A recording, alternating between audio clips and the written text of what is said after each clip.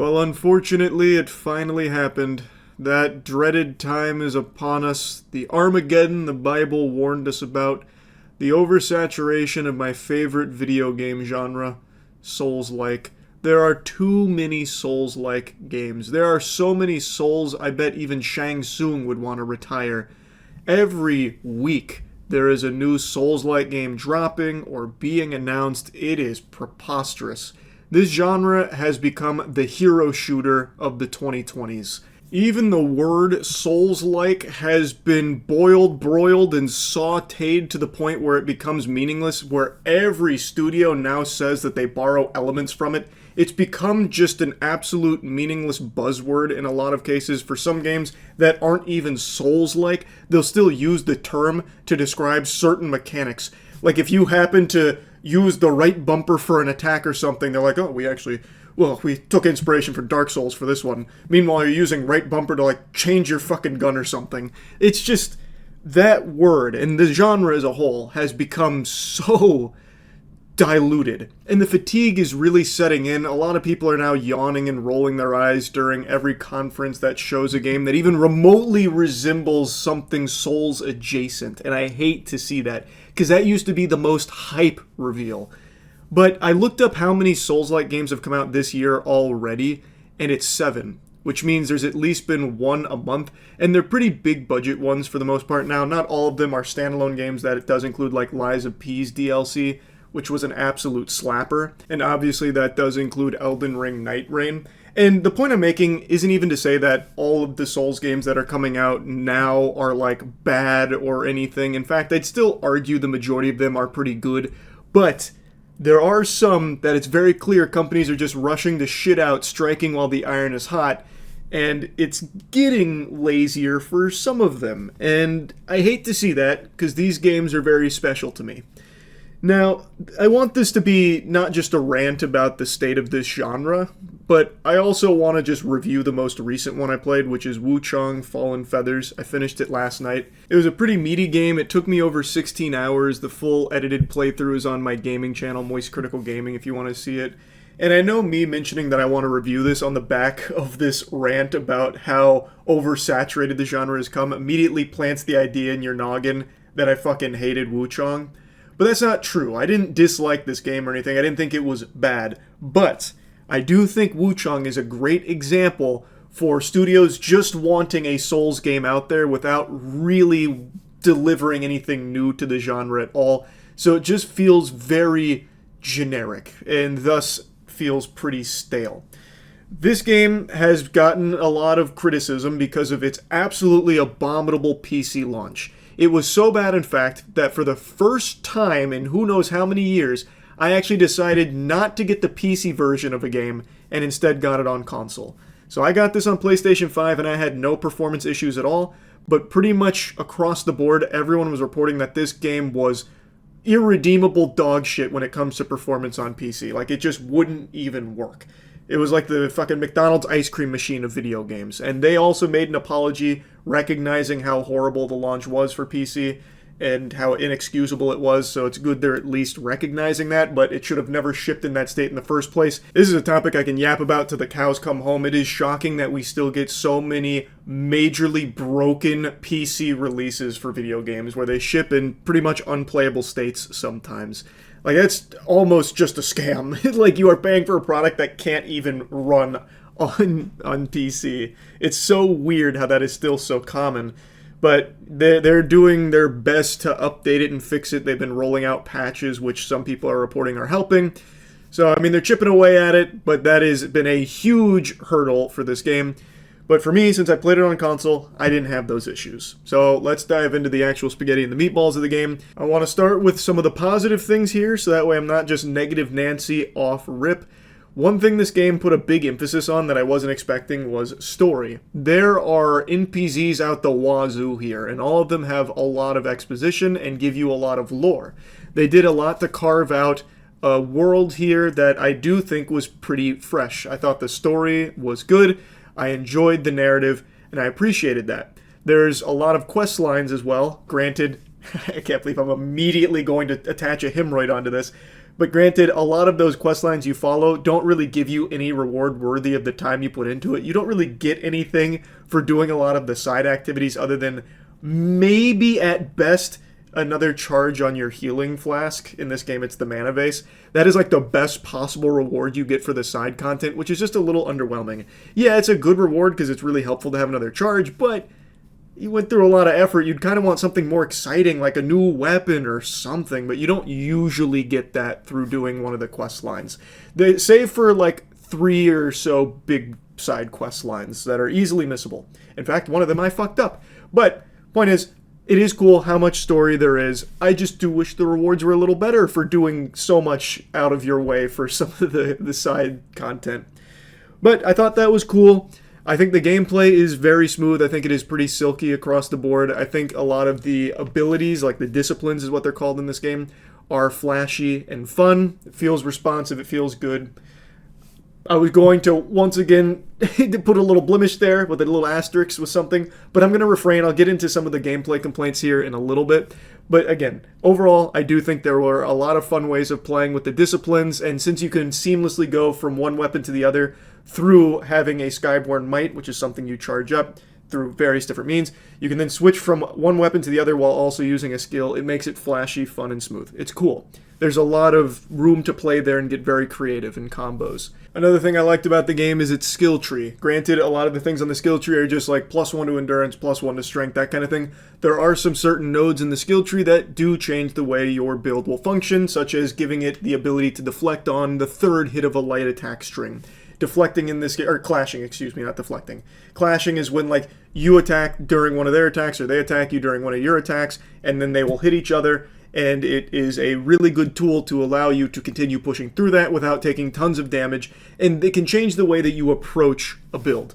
And it is free to respec those points, which is very nice. So you get to try a lot of different things, and it makes it fresh. So you're never locked into one build, and the respecs aren't a resource, so you can freely change things in and out, very similar to the way Black Myth Wukong did it, which is something I really appreciate. Another great thing about this game is how much meat is on its bones. It is a long game. Like, it took me a pretty girthy chunk of time here to get through it, and I missed a boss, unfortunately. I usually like to do 100% bosses when I play a Souls game. This time I accidentally missed one through flubbing one of the quest lines. I made a big boo-boo by exploring too much and bricking my quest line, which locked me out of a boss that I really wanted to fight. So yeah, there is a lot of content here. There is a lot of exploring here. It's exploring with a capital E. This is, I would say, comfortably the most densely packed levels in the genre. And I actually mean that as more of a negative thing than a good thing. I think there's a lot of people that praise that. For me, I didn't like that. And okay, I've given you a lot of positives. Now we're going to mix and match positives and negatives. The levels in this game, I really think are just so counterintuitive. There's no, like, flow to them. It's just all haphazardly branching paths. So, in pretty much every single map, you will reach a fork in the road.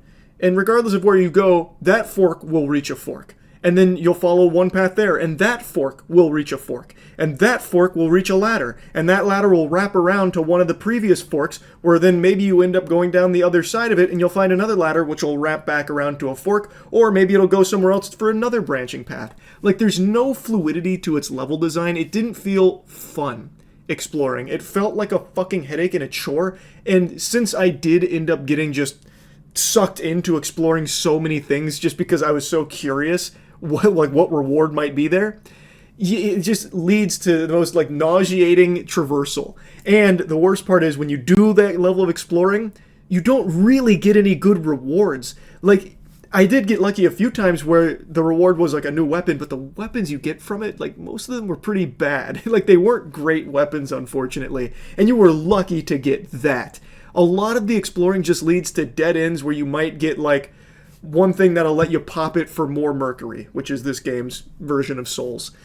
And that's it. Or, like, you'll get some purple moss so you can cure corruption. It never felt rewarding to explore at all. Like, I love the idea of having maps like this where there is so much there. Like a soup with so many chunks for you to chew on.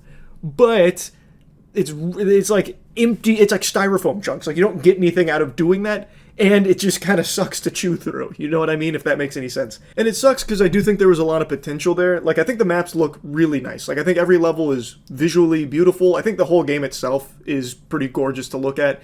I think there's a lot of people that were really trying to find everything to hate about this game for some reason. So people were criticizing it for looking too similar to things like Black Myth Wukong or Wulong Fallen Dynasty. And I can get that argument kind of, but it doesn't bother me. Like, I still think they did a good job of carving their own identity in the visuals department, especially when it came to like their bosses and even some of the enemy designs.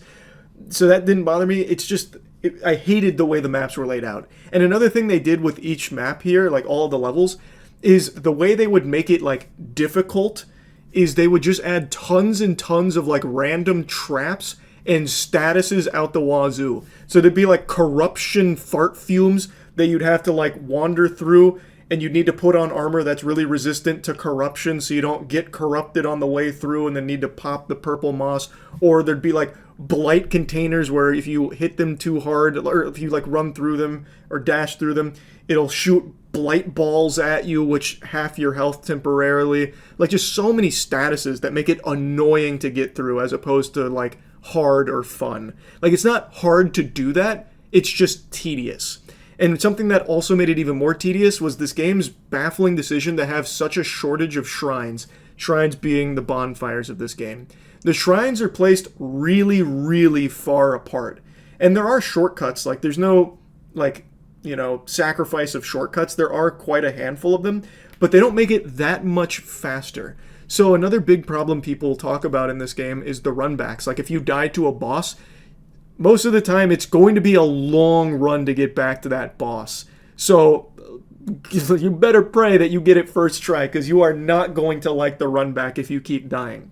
They were not very generous with the shrines. And again, that doesn't do anything to make the game harder. It just makes it more tedious. That's like a very arbitrary way of making the game appear more challenging or punishing than it is. That's just annoying. And that was a bit of a headache. And overall, I would say this game is more on the easier side in the genre, which by no means is a bad thing. I think that's totally fine. It's just their way of making things harder was just by making them more annoying as opposed to like better mechanics or making them, you know, more challenging mechanics. It just made them slower and tedious ones. Now, I want to talk about the combat again, because like I said, it is fun. I do like the combat mechanics here. But there is nothing new in it. It's like exactly what you're used to in the genre. It doesn't try to do anything super different. Now, I don't think it's a requirement to do that or anything if you're making a game in the genre. Like, there's nothing wrong with just doing what all the other games are that came before you, but doing it really well. You don't need to put your own quirky, unique spin on it. You don't have to reinvent the fucking wheel. That's not what I'm saying. But this game is so content to just be, you know, serviceable. It doesn't go above being like, good. It doesn't try and be great or anything. It's just good enough. It's what you expect, and it delivers what you expect. And I guess at this point, with how many fucking Souls games I've played, I just appreciate if it did try and go beyond that and be great and, you know, want to do something more special. Now, the game has a few weapon types. It has long sword, dual blades, one-handed sword, spear, and axe. And there's not a ton of weapons in this game for each of those categories, which didn't really bother me because I ended up mainly just using Lashing Whip. The versatility in this game doesn't even really come from its weapons so much. It mainly comes from like the discipline skills plus whatever skill, whatever weapon you choose comes with. That's mainly where it comes from. So for me, the Lashing Whip made my attacks have longer range, and I have like the dance where it hits a lot and it's long range. It felt really strong. So I didn't mind any of that. There's also spells in this game. There's a big emphasis on spells, actually. You get a lot of them. And I can't really opine on that because I don't do any spell casting in Souls games. It's just not how I like to play them. It's not my cup of tea. So I don't really have a lot of say in how the spells feel in this game. I used a lot of them just to see it because they were very flashy and cool, and I have no doubt you can make a really fun, strong build with them. It's just not typically how I like to approach games in this genre. So, don't have a lot to say there, but they did seem very cool with a lot of potential. Overall, I felt the combat was fun. albeit very by the numbers, like what you expect without going above and beyond by any means, but it was still good, and I had fun with it. But this is by far my biggest complaint in this entire game. They made a decision when it comes to the combat that I think really fucking sucks, and it's how they handle Knockdown. Every boss and tons of enemies have multiple moves and ways of knocking you down. Which, in Souls games, is always, like, tough, because once you get knocked down, it throws off your rhythm, and you can get punished. Like, it is always rough. But in other games in this genre, you have ways of combating that. Like, there are some iframes, like, when you roll out of it, or there are perks where you can do, like, a quick roll out of a knockdown. In this game, there is none of that. If you get knocked down, you will pretty much die in, like, every case, unless you're really tanky, or if the boss or enemy decides not to keep attacking. When you get knocked down, there is no quick get up. If you are spamming roll to get up, you are still going to get up at a pretty slow pace, and regardless of where you like roll in what direction, you will still get hit. There are no iframes on it, and it'll typically lead to a knockdown chain. So you'll get knocked down once and you'll try and like roll out of it real quick so you can get back on your feet and fight. But what'll happen is the boss is still going in like a string, or maybe it starts a new string and it'll knock you down again, and then you're going to eat another attack when you try and get up. Rinse and repeat till you die, and usually it's like 3 or 4 hits for that. Or if you don't get knocked down again, you'll just eat a huge hit when you get up and you get punished. You can't really avoid damage once you get knocked down. And if you try and like wait it out, like where you lay on the ground instead of trying like roll out of it and you try and slow get up, obviously you're going to eat a fucking wallop there too, because you're not like invincible when you're getting up or anything like that. So if you try and like wait out a chain or something, you'll just eat attacks while you're still fucking snoring down there, you know, still sleeping. There are no really good options of combating knockdown in this game other than just don't get hit. Like, that's really it. So when you're fighting a boss, you could be doing it perfectly, but if you get knocked down once, that's basically curtains. And I really didn't like that. That doesn't feel punishing per se. Like, it is. Like, that is punishing, but in a way that doesn't feel fair. Because it's not like other games in this genre do it like that. Usually if you get knocked down, you do have ways of saving that and, like, not losing your run for it. Like, there are ways that you can be skillful about solving that problem, as opposed to just not ending up in that position in the first place. And I don't like that approach of like, well, you shouldn't have got knocked down. You should have known you'd die the second you got knocked down because now you're out of options. That's checkmate. That was so infuriating. Like I said, the game is on the easier side. But the way they try and make it harder is through things like that. And I think that sucks. Something a lot of other people complained about, and I did too for a little while, but it grew on me, is how much the bosses move. So in this game, I think the bosses are really cool and very flashy, and I think they look really nice, and some of them have very fun attacks and like very good patterns to learn that make it really feel super cool. But every boss in this game is constantly moving and spamming. There are a lot of bosses that will just spam combos or spam spells endlessly while also spamming iframes. So they're moving around the arena, they're jumping around you, they're teleporting away constantly. So it makes it very hard for you to get a big punish in. It makes it hard for you to get like a charged heavy on like a back shot or anything like that. And a lot of people were noting that that was frustrating. And for me it was too sometimes, but it's one of those things where towards the end of the game I kind of figured out how to fight back against like the constant iframe spam and dodging and moving around. So it didn't bother me that much towards the end, but in the beginning, yeah, it was kind of annoying. But I don't think that's the biggest deal in the world. Though I will agree with the take that because the bosses are always moving, it does nullify some builds. Like, it does make them just not viable, such as some things that you might want to try with the axe, because it is kind of slow, and you can still make it work if you're like really tight with it, but because they are always moving, you might not get your whole string off, or you might not get to activate everything you want to with your skills in order to get your build going and cooking and doing damage on the boss, because they are moving so much. So you need to be able to strike faster. You need to be able to do something to catch up to them to start attacking. So I understand why some people and their builds find it to be like really, really annoying. Anyway, overall, I think Chong is a solid game. I thought it was good. I enjoyed it. I had fun playing it. Though it is a very average, middle-of-the-road Souls game. It doesn't try and do anything big or new or innovative or special. It is content just being serviceable. And for some people, that's fine. And I will say, for its price tag, I think that is also a big, point in their favor. Like, that was a good move. It's not a $70 game. That's a really good decision. So for the $50 price tag, you do get a lot of content and you get a fine Souls game. So you get a cheaper price tag for a still good Souls game. I think that's a solid deal right there. That's not bad at all. But if you get it on PC, you might not be able to play it at all, apparently, which I think is a huge problem. Games should not be able to be shipped in that state and sold. But I've yapped about that a lot. I won't go down that path again. I played it on console, so I didn't have those issues. Anyway, though, overall, like I said, Chong is good, but it's not great. It's not amazing or anything. It's fine. It is a good Souls game for a very decent price that I think was a good decision from them. Anyway, that's it. See ya.